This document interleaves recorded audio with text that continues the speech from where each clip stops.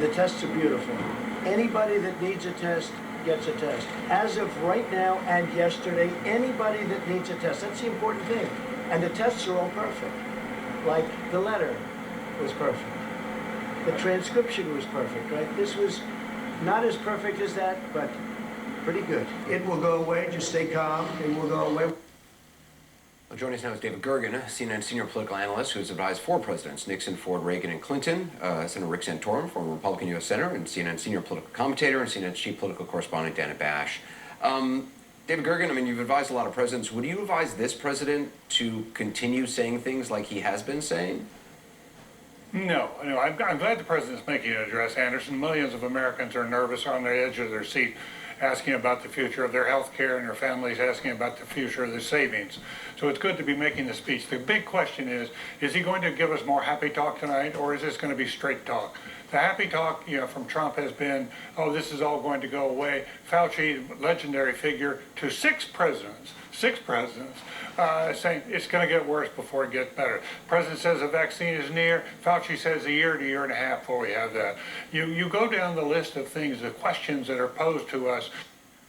There are other serious concerns. While this area is really sparsely populated. Sorry for that image. Yes, right. The coronavirus has exposed this country's dangerous reliance on China for basic things like drugs, medicines that China is already warning it could deny us if they feel like it, leading to the deaths of Americans. What do we do to break the dependency on our chief rival? Well, Senator Josh Hawley has thought a lot about this question. We're happy to have him on tonight. Senator, thanks so much for coming on. So as you just heard Melissa Francis say, and it's clearly true, this is awakening a lot of us to this really perilous position we put ourselves in. How do we fix it? Well, one of the first things we have to do, Tucker, is we've got to give the FDA the authority to figure out where we have drug shortages. Right now, we have potential antibiotic shortages with 150 commonly prescribed antibiotics because they're made in China. We also have, of course, surgical mask shortages because they're made in China. So we need to pass new legislation immediately that will give the FDA the authority to figure out what components are made in China and then new authorities to speed the development of replacements. We need to loosen up the restrictions on getting replacements for pharmaceuticals and pharmaceutical devices. Let me just ask a dumb question. Who could possibly be against that? Would anyone be against that? I don't think that there's any reason to be opposed to it, and there's no reason for Congress not to take it up immediately. I'd assume that we are going to get hit. We are now about 5 minutes away from President Donald Trump's address to the nation on the coronavirus pandemic. I'm joined now by my friend and colleague, Rachel Maddow, host of The Rachel Maddow Show. Hi, Chris. It's good to be here with you. It's good to be here, too. I feel anxiety about the president's address because there's been sort of twin tracks of missteps and failures here. There's been substantive failures on testing, on planning, on all that. And then there's just been egregious disinformation shared by the president himself that is quite literally harmful to the public health response. Yeah. Well, and as you just mentioned right before the break, the president has quite openly sort of betrayed his real concerns about this. He talked about not wanting to allow Americans onto American soil off of a cruise ship because he thought that might raise the numbers and that would look bad for the country. He said, I don't need the numbers to go up. I don't need the numbers to go up. He talked about the fact that he has expressed real concerns about industries that might be hurt by this, as if these industries are being hurt for a reason that has nothing to do with people who are also being hurt by it. And so, I mean, him choosing to make an Oval Office address on this subject, I feel like, in the abstract, is very good. But I think you are super right to be concerned about what he's saying. There seems to be... How far are we from that? Well, the mask thing, for instance, the change in that law could be done immediately. There's a bill in the House. There's a companion bill. Really critical, and that when they need a test, they can get one quickly and get the results quickly. That is the aim that we're hoping to achieve. Thank you. And if Chair will indulge me just for Mr. Cuccinelli, on March 1st, 2020, a district court judge ruled that you were not lawfully appointed to serve as the acting director of USCIS, and that accordingly, the reduced time to consult and prohibitions on extensions directive must be set aside. Greater. So I can say we will see more cases and things will get worse than they are right now. How much worse we'll get will depend on our ability to do two things: to contain the influx in people who are infected coming from the outside, and the ability to contain and mitigate within our own country. Bottom line, it's going to get worse. Well, bottom line, Mr. Fauci, if we don't test people, then we don't know how many people are infected. Is that correct? That is correct, and as I'm sure that Dr. Redfield will tell you, looking forward right now, as commercial entities get involved in making a large amount of tests getting variable, when you do two aspects of testing.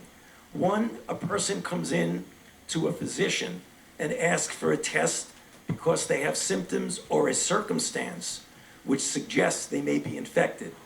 The other way to do testing is to do surveillance, where you go out into the community and not wait for someone to come in and ask for a test, but you actively proactively get a test.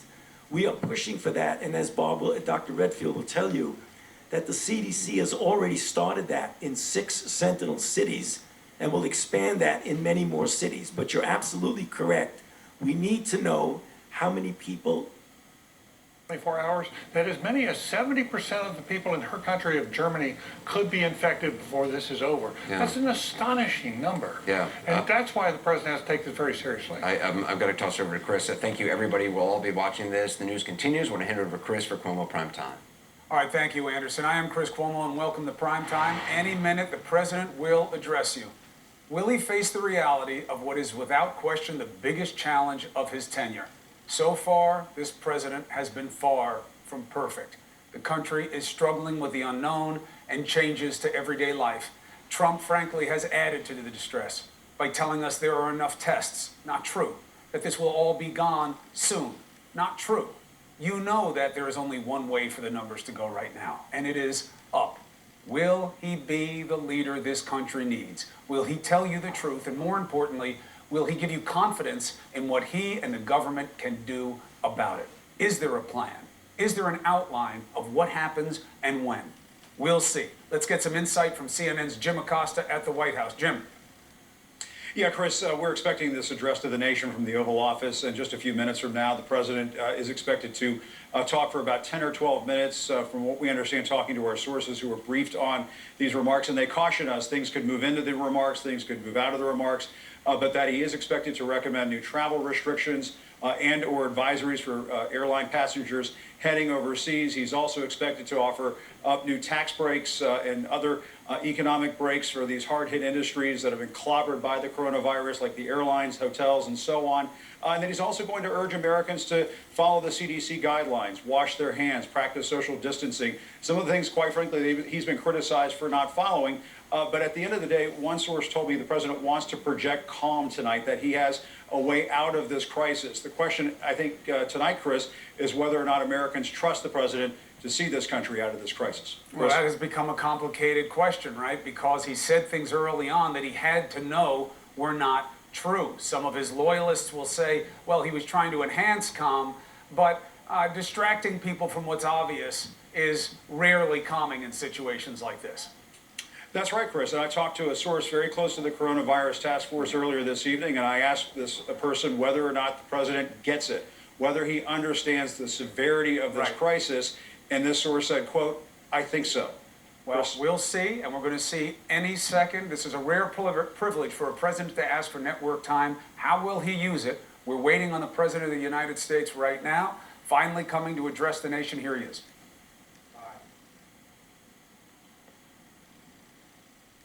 For the president is now prepared to address the nation. Americans. Tonight, I want to speak with you about our nation's unprecedented response to the coronavirus outbreak that started in China and is now spreading throughout the world. Today, the World Health Organization officially announced that this is a global pandemic. We have been in frequent contact with our allies, and we are marshaling the full power of the federal government and the private sector to protect the American people. This is the most aggressive and comprehensive effort to confront a foreign virus in modern history. I am confident that by counting and continuing to take these tough measures, we will significantly reduce the threat to our citizens, and we will ultimately and expeditiously defeat this virus. From the beginning of time, nations and people have faced unforeseen challenges, including large-scale and very dangerous health threats. This is the way it always was and always will be. It only matters how you respond, and we are responding with great speed and professionalism. Our team is the best anywhere in the world. At the very start of the outbreak, we instituted sweeping travel restrictions on China and put in place the first federally mandated quarantine in over 50 years. We declared a public health emergency and issued the highest level of travel warning on other countries as the virus spread its horrible infection. And taking early, intense action, we have seen dramatically fewer cases of the virus in the United States than are now present in Europe. The European Union failed to take the same precautions and restrict travel from China and other hotspots. As a result, a large number of new clusters in the United States were seeded by travelers from Europe. After consulting with our top government health professionals, I have decided to take several strong but necessary actions to protect the health and well-being of all Americans. To keep new cases from entering our shores, we will be suspending all travel from Europe to the United States for the next 30 days. The new rules will go into effect Friday at midnight. These restrictions will be adjusted subject to conditions on the ground. There will be exemptions for Americans who have undergone appropriate screenings, and these prohibitions will not only apply to the tremendous amount of trade and cargo, but various other things as we get approval. Anything coming from Europe to the United States is what we are discussing. These restrictions will also not apply to the United Kingdom. At the same time, we are monitoring the situation in China and South Korea, and as their situation improves, we will reevaluate the restrictions and warnings that are currently in place for a possible early opening.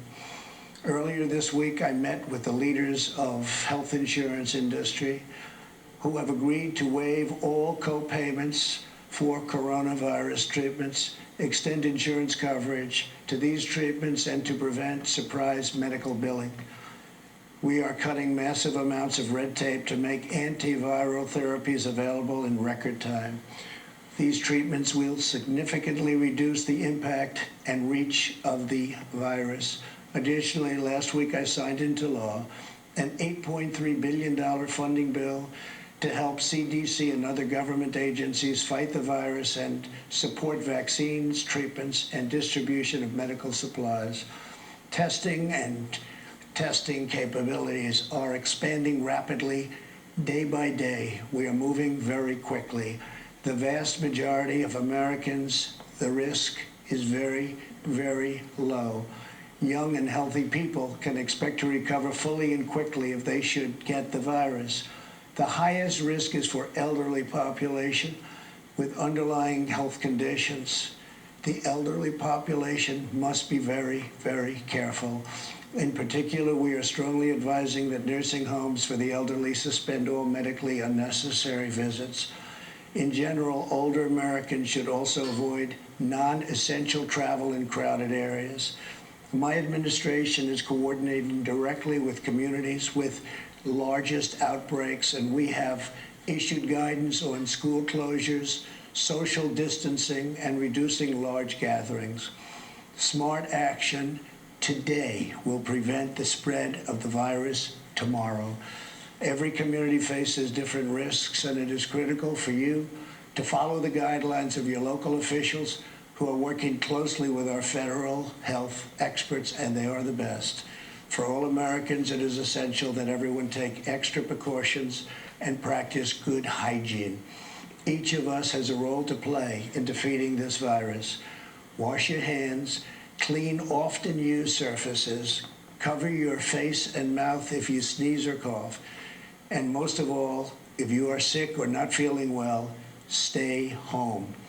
To ensure that working Americans impacted by the virus can stay home without fear of financial hardship, I will soon be taking emergency action, which is unprecedented, to provide financial relief. This will be targeted for workers who are ill, quarantined, or caring for others due to coronavirus. I will be asking Congress to take legislative action to extend this relief. Because of the economic policies that we have put into place over the last 3 years, we have the greatest economy anywhere in the world by far. Our banks and financial institutions are fully capitalized and incredibly strong. Our unemployment is at a historic low. This vast economic prosperity gives us flexibility, reserves, and resources to handle any threat that comes our way. This is not a financial crisis.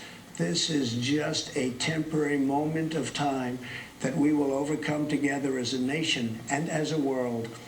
However, to provide extra support for American workers, families, and businesses, tonight I am announcing the following additional actions.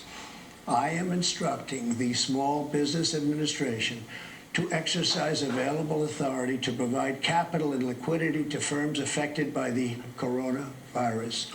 Effective immediately, the SBA will begin providing economic loans in affected states and territories. These low-interest loans will help small businesses overcome temporary economic disruptions caused by the virus. To this end, I am asking Congress to increase funding for this program by an additional $50 billion. Using emergency authority, I will be instructing the Treasury Department to defer tax payments without interest or penalties for certain individuals and businesses negatively impacted. This action will provide more than $200 billion of additional liquidity to the economy. Finally, I am calling on Congress to provide Americans with immediate payroll tax relief. Hopefully, they will consider this very strongly. We are at a critical time in the fight against the virus.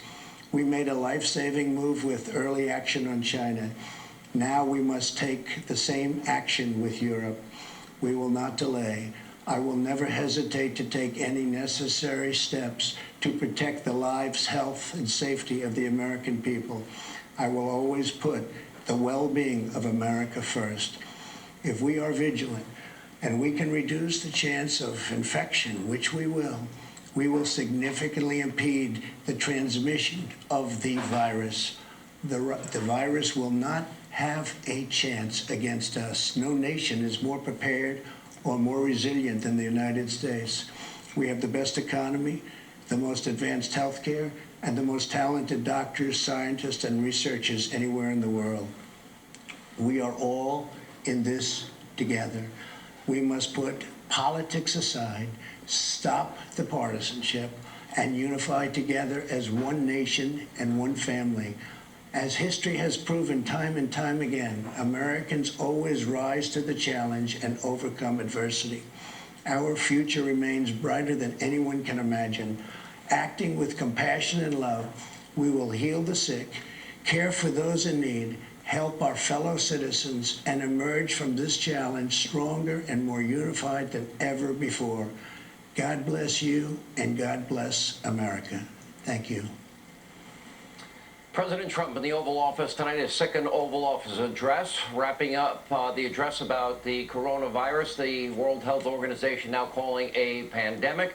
We have my opening monologue in just a moment. First, we go back to John Roberts, who's at the White House tonight, our senior White House correspondent. John, a lot of what we've been hearing now, the president taking it to another level.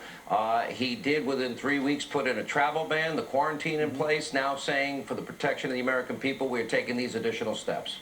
Yeah, and this is much bigger, Sean, than I imagined or any of my colleagues imagined. We thought that maybe there might be some new travel advisories involving travel to Europe, but the fact that the president said that a lot of the cases that we see here in the United States were seeded from Europe because Europe did not put in the same travel restrictions from China that the United States did back in January, that the president is suspending all travel from Europe to the United States with the exclusion of the United Kingdom beginning Friday at midnight for the next 30 days. I mean, that is a huge move by the president, and one that's sure to shock a lot of people in the European Union who are planning on making visits here to the United States in the coming month. I expect you'll also probably get some reaction from European leaders as well. The president reiterating that this country, despite what's going on with the stock markets, is not in a financial crisis. He said that this is a moment in time that we will get through. In addition to addressing the health aspect of this, which the president and his coronavirus task force have been doing for the last several weeks, the president also addressing the economic side of this, saying that the Small Business Administration will make available to small businesses that are suffering because of this low interest loans. He also called for immediate payroll tax relief. We should point out that this is the 12.4% combined employer and employee tax that's paid into Social Security.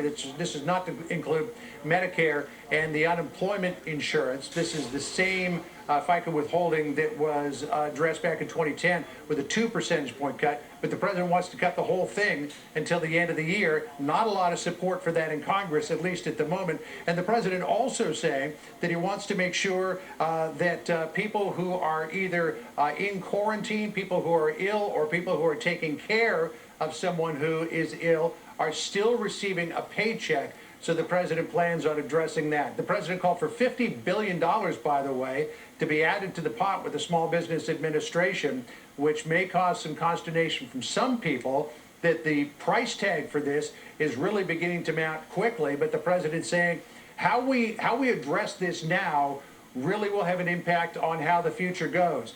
And with Democrats calling so loudly for the president to do something different than he's been doing and criticizing him so roundly, Sean, the president today called for everyone to put politics aside, for America to come together on this, saying we can beat this thing, but we all need to pull together. We all need to take prudent steps to limit infection, with a special admonition to elderly people to not go out in places where there are large crowds of people, because it has been found that the elderly are the most susceptible to this virus. Sean?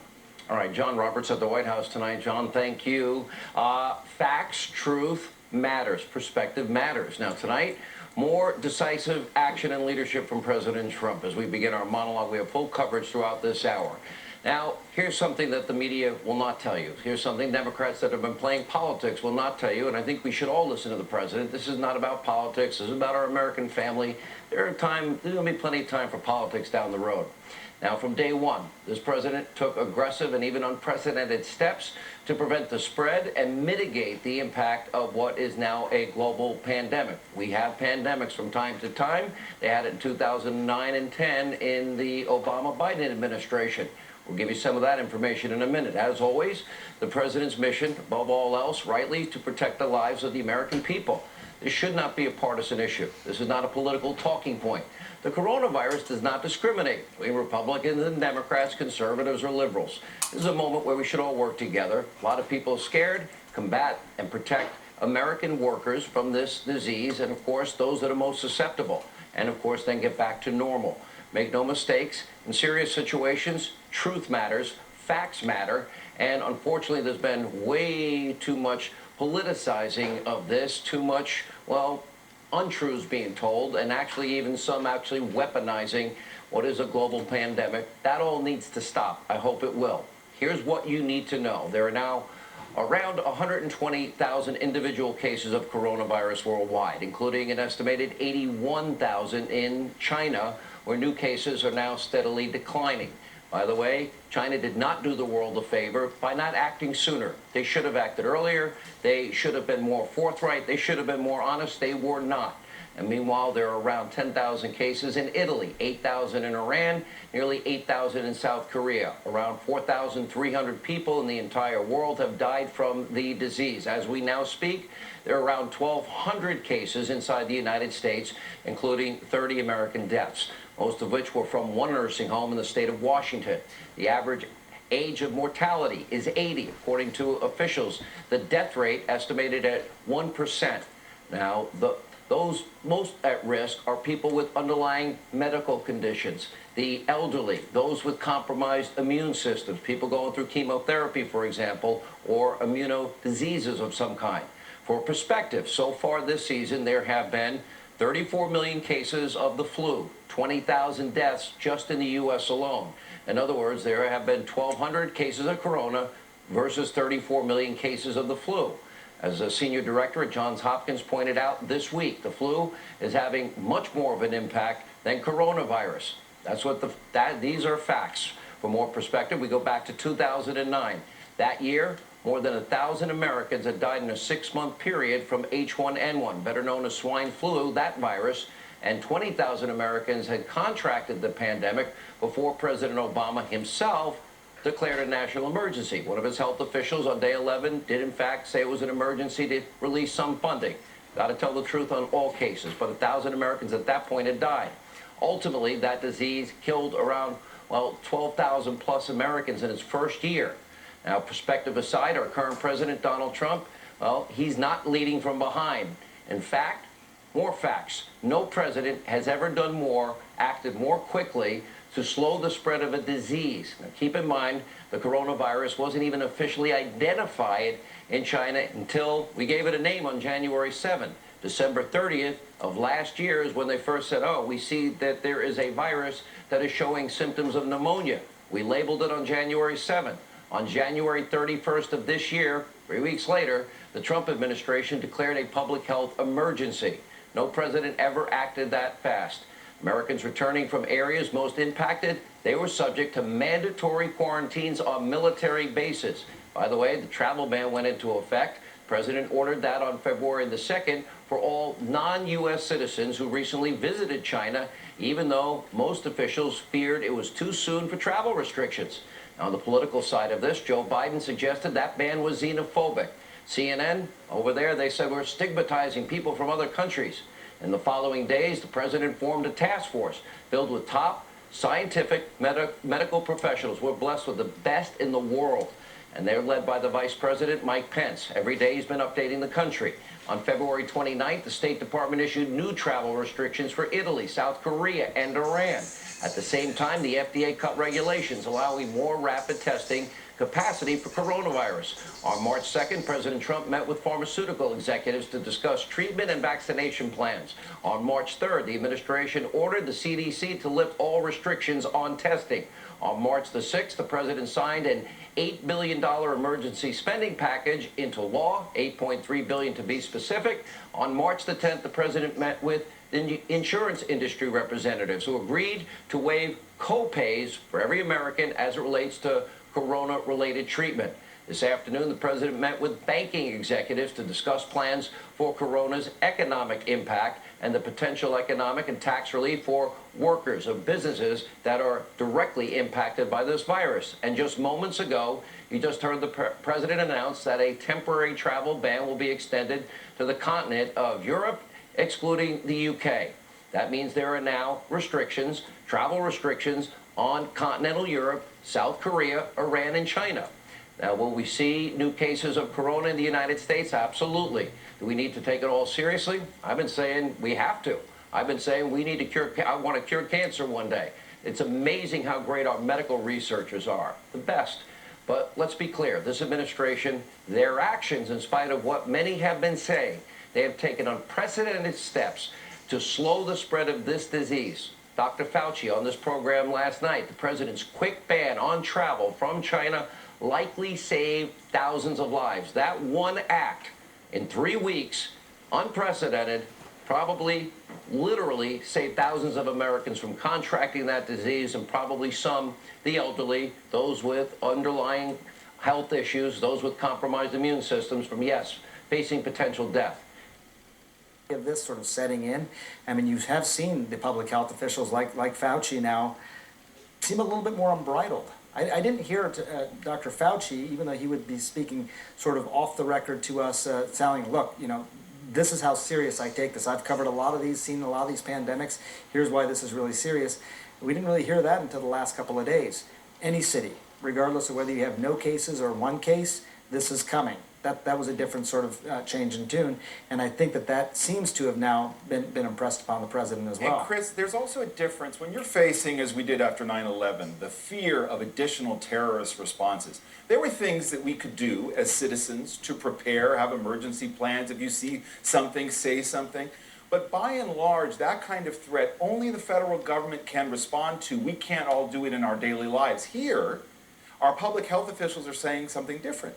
We all have to overreact before it becomes readily apparent, because at that point it's too late.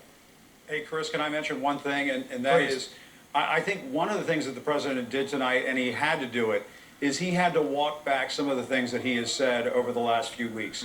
One of the things that he suggested, and this was during an interview with Sean Hannity, was that people could go to work even though they had the coronavirus. Right. That is obviously wrong and should not be advised to anybody. Tonight he said in this address, I don't know, I don't have the exact verbatim in front of me, but he said that people, if they are sick, should stay home. That is what the President of the United States really should have been saying all along. And Chris, the problem that the President is in right now is he has spent the last 4 or 5 weeks trying to tell everybody to remain calm and that this is going to be over soon. And he had about 10 minutes tonight to say otherwise. The American people have been exposed to 4 or 5 weeks of this. Perhaps they caught this 10 minutes tonight and they'll say, okay, the president is taking this seriously, but that is going to depending on whether or not people were tuning in tonight. I suspect a lot of people were tuning in, but I think the president had to dial back some of his optimism and rosy scenarios and wishful thinking, and he did some of that tonight. The question is whether or not it makes a difference. Right. I mean, look, and let's just be clear about the dynamic at play, Sanjay. It wasn't that he was being hyper-optimistic. He was being misleading about the realities, and his motivation seemed very clear. Part of it was political. This isn't on me, not an election year, and the economy. Well, now, every % of gain in the stock market, which is obviously his main metric, is gone because of this. Not because of him, but it has to be true that what is being asked of you when you're doing your reporting and you're out is the same thing he needed to reflect tonight. How bad? How real is this? Yeah. Are my kids going to be able to go back to school? When? How long? How do I handle these things? What does it mean for work? That's right. That's what his job is about. He avoided most of that subject tonight. Yes, they have a good checklist of things they're doing, especially to help businesses. I don't know how they're rapidly expanding testing. I'm going to do something unusual tonight. My brother, as you know, is the governor of New York. He is dealing with this at scale in every way that presently is affecting this country, and he's got the concerns about what happens next. I'm going to have him on the show when we're done doing analysis of the president's speech to give you a look at the realities he's dealing with in his states. Where is he coming up short? Why is he coming up short? What is he worried about going forward? So we'll get that perspective. But on the list of things he told us, you're not going to be able to have anybody come in from Europe. Yep. But why? And why is it going to be okay? And how bad do you think this gets? That's right. And what are you doing to stop it from getting that bad? That's what everybody's asking us. And keep in mind, I mean, there are people who are really sick tonight, 1,000 people who've been infected. There's more than 30 people who have died already from this, and those are just the numbers that we have. So that, you know, that's part of this whole equation as well. A week ago, I don't think people in this country could have imagined that we would have a containment area in the United States that is being helped service by the National Guard. That schools, an entire school district in Seattle would be closed, that huge festivals and campaign events by the Democratic candidates would be canceled, gone, you know, Coachella postponed. All these things are happening seemingly now overnight. So it's clear that the country, I think, most of the country at least, has caught up in the public health message. But by surprise. Every new event is a surprise. Every new batch of numbers is a shock because they are not prepared for why this needs to happen. And there hasn't been a directive from the federal government. I mean, you know, what your brother did in this state is happening ad hoc, community by community. There's no trigger. He decided to do that for looking at the numbers. But what about is that? Of course, we've got to be careful. I think the exotic nature of it, it came out of China, it came from left field. Nobody really understands exactly what it's all about yet. A coronavirus case is like an airplane crash. The flu is like a car wreck. We have a lot of car wrecks, people die in car wrecks, but it doesn't get much coverage. Every time somebody gets infected with a coronavirus, it's like an airplane crash. And that's just the way the media has treated this. They treat the coronavirus like a series of airplane crashes. And all I can say about the president, if you've got a better idea, come forward. And what I hope he will do is not sign off on some Democratic package coming out of the House tomorrow that's not going to grow the economy, but will grow the size of the government. We don't need economic stimulus for the federal government. We need economic stimulus for the for the American people, and they're going to want to grow government. And what the president wants to do is help the economy. Well, and I think this is an important thing. Now, the president's right. I mean, bringing all these bankers in, Wall Street guys in, I think is important. Private sector people. Listen, we've had the greatest economic growth we've had. We see the jittery markets reacting day by day to what is going on here. There's the added factor of a oil battle, if you will, between Russia and the Saudis and OPEC. That does not help things. But at the end of the day, we've had unprecedented economic growth. Now the question is, if we can keep these numbers low, local cities, local states, municipalities doing their thing, schools closing as they deem necessary, people taking the precautions they can take. At the end of the day, what we have is a virus that's very scary like every other virus, but it is unlike H1N1, that impacted younger people. This seems to really be impacting or putting at real risk only the elderly with underlying health issues and some type of immune disorders. How do you interpret that data? Well, what I understand is that this is targeted to the people who suffer the most are older people, people with pre-existing conditions. Well, I don't think we've had anybody in the world die under 30. Let's take it serious, but the president is meeting with the private sector. He's asking banks to be involved. He wants to increase the involved in many, many millions. If we taught to contain, we could flatten it.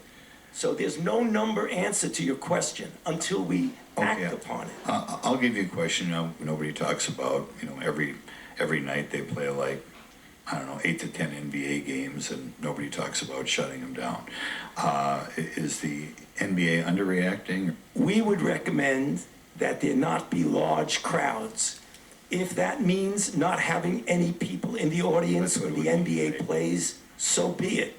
But as a public health official, anything that has large crowds is something that would give a risk to spread. We would recommend that there not be large crowds. Anything that has large crowds is something that would give a risk to spread. Fauci says if that means not having any people in the audience when the NBA plays, so be it. We sort of knew we were heading here, but now there it is. Senior NIH official saying there shouldn't be large crowds in the United States anymore. We as a country should no longer have events with large crowds, including professional sporting events. I should tell you, just as we got on the air tonight, the Oklahoma Thunder was due to be hosting the Utah Jazz. They had issued a 30-minute delay for the start of that game, and then ultimately they postponed that game tonight. So that NBA game is off. That's just happening moments ago. Soon after Dr. Fauci's comments today about basketball and large crowds in Congress, the NCAA announced that this year's March Madness NCAA basketball tournaments, both the men's games and the women's games, will be played without audiences there to watch those games.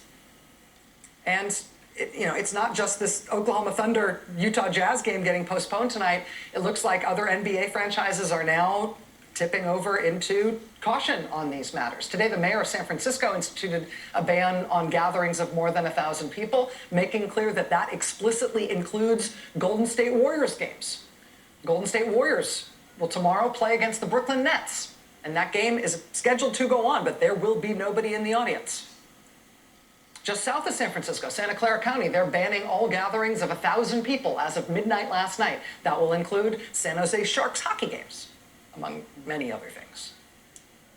Governor of Washington State today, Jay Inslee, announcing that in 3 hard-hit counties of his state, King County, Snohomish County, and Pierce County, from here on out, the government will ban gatherings of more than 250 people. All Seattle schools are also being shut down for 2 weeks. New York today, the governor announced that City University of New York, CUNY, and State University of New York campuses, SUNY campuses, will all be shut down.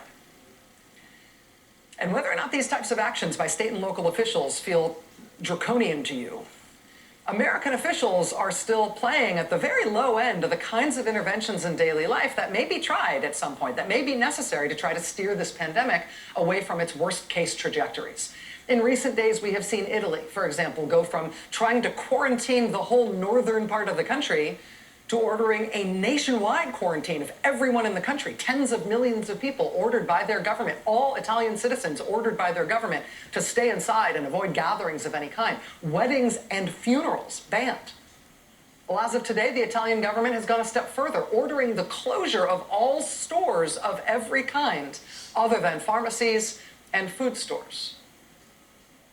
Think about what the Italian economy is going to look like within days. The upward curve of the outbreak in Italy, just looking at the raw numbers there, shows you why the government there is taking these severely draconian measures, right? But the upward curve of the epidemic in Italy is also a cautionary tale, particularly for us, about what exponential growth really looks like in an epidemic where the virus is such that every infected person, on average, is infecting 2 to 3 others. The math with an epidemic like that is terrible. It's devastating. I mean, look at Italy. January 31st, Italy had 2 people known to be infected. Within a week, February 6th, that had risen to 3 people. 2 weeks after that, they were up to 17 people. 3 days later, by February 24th, 219 people. 4 days later, February 28th, 821 cases. Just over a week later, March 6th, 3,916 cases. 4 days later, as of yesterday, it's 10,149 cases. That's yesterday. Today, it's up 12,462 cases. I mean, that's the epidemiological mushroom cloud exploding in Italy. And you know, it's not like Italy has had its head buried in the sand. Italy closed schools. Italy canceled large gatherings. We saw those dramatic pictures of Italy playing sports matches in empty stadiums. They did it. They did tinker around the edges with all of these here and there interventions as they saw their numbers starting to rise. Well, now Italy is in a nationwide border-to-border lockdown as they try desperately to at least slow the spread. Imagine an order in this country to close every retail establishment in the country that was not a pharmacy or a food store. That's the order from the Italian government tonight in a nation of 60 million people. And yes, there is regular consideration of that. Okay. Stop the partisanship and unify together as one nation. That is going to be jarring to the American people. We do have a problem with testing, and people are getting more nervous, and they're going to see the numbers go up, and they can't get a test. And that's an issue that we have to talk to. You're going to see major disruptions. Social distancing. What does that mean? It means we're going to have to start to close schools. We're going to be closing venues. Let the American people know that that's coming. Reducing density. What does that mean? There are going to be major governmental actions that have to be taking place. The American people have to be ready for it. They have to understand that the government is in charge, the government is mobilized, the government is competent, it's capable. And when you see these big changes coming, don't be nervous because it's part of a plan. And that's what I would have liked to hear from the president tonight. Here's what your government is going to do at this time of crisis. Yes, it's going to be a disruption.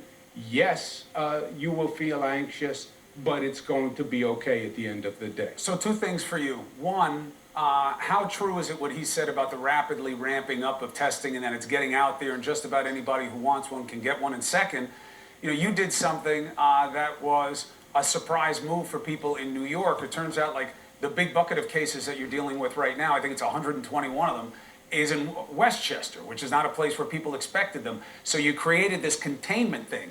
And that came as a surprise to people. And how did that play, that move, in terms of this is what we have to do and in this random place where people wouldn't have expected it? And are you getting more testing and more stuff from the Fed? Are you catching up?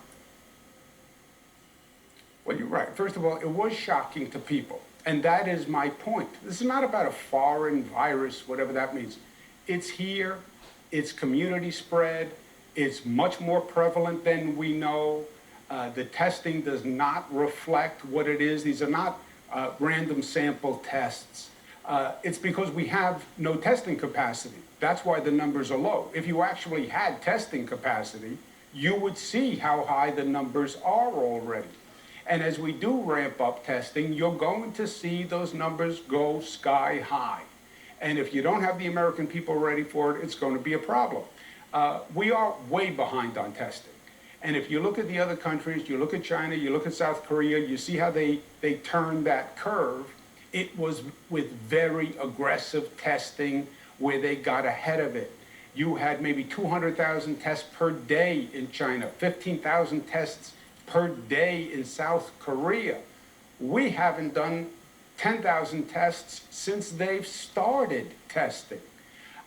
We just went through a situation with the federal government where I said, look, we're going to start contracting with private labs in New York State because we can't wait for this federal bottleneck. As soon as those private labs go out and start to test, Chris, the numbers are going to be shocking to people. But at least people will understand the scale. Going, and you'll start to see good outcomes also, right? That 80% number that Tony Fauci and you talk about, which is 80% are asymptomatic or they get it and they get better. Now, Italy is looming large as a model of what not to do, but now they're on lockdown. Do you foresee quarantines like that, societal temporary shutdown like that here as unavoidable? Well, look, there's only two ways that countries have reduced the numbers: massive quarantine or massive testing. We are not doing the level of testing we need to do, so you're not identifying the positives, so you're not stopping the communication. Quarantine, I don't even think you could get away with in this country what some of these other countries have done. You will see shutdowns, and I think that's one of the things that the president should have talked about tonight. You're going to see closing down of venues, schools, large gatherings, because you don't have an option. You're never going to bring the testing up to capacity in time. We're going to try, we're going to scramble, but it's not going to happen. Andrew, here's what I'm hearing right now, just so you know. To your own point, you're making a point that is actually playing out in real time. The NBA just announced it's going to suspend the season following tonight's games. Now, that is going to be a life-changing situation for people on an entertainment level, I know. But they're not ready for this. NCAA games having no audience, that was enough. How should they understand a move like this? What does this mean about where they're going? And now, look, not to add on the pile of problems, but you have a huge holiday coming up in New York, the St. Patrick's Day Parade. It's great for enthusiasm and emotion and community. What are you going to do about it? Yeah, well, for example, you're right. Now, I have the issue of the St. Patrick's Day Parade, right? And I recommended to the organizers that we have to postpone it. It's 2 million spectators, 150,000 marchers. You can't do that in this environment. But that's going to play out, well, not well, I can tell you that much. But, you know, that's why I get paid the big bucks, right? Well, let's not go near big bucks. But anyway, that situation is going to play out 100 times, Chris. I did the New Rochelle containment area. Nobody was ready for it. Closing down schools. We thought this was only 10, 15 people. This is all an overreaction. No, the numbers go sky high. There will be disruption. The density has to come down. We have to scramble now to make sure we don't have a health care crisis where we don't have hospitals to handle the capacity. We have no surge hospital capacity here. We may very well, we're looking in New York at secondary structures that we can start to prepare for temporary hospital situations.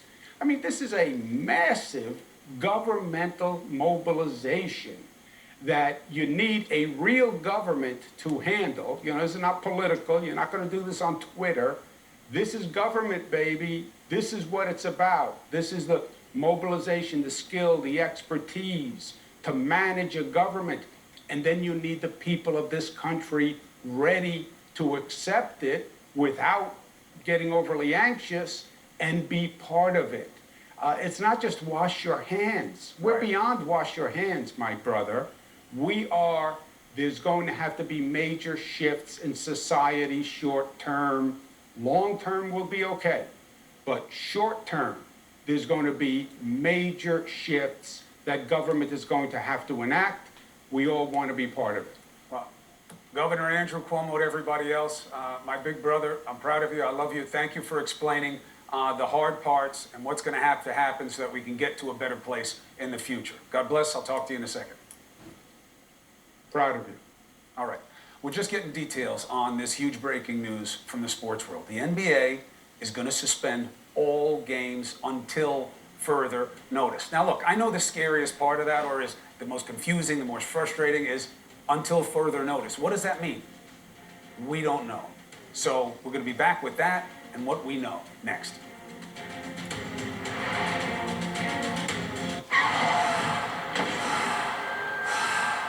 Mayor said that you know that, but I wouldn't be standing up here doing my job if I didn't remind everyone.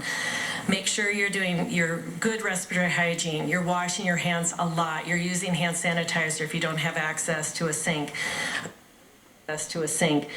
You're taking those precautions to stay home if you're ill, and if needed, contact your healthcare provider, call your healthcare provider and seek advice. And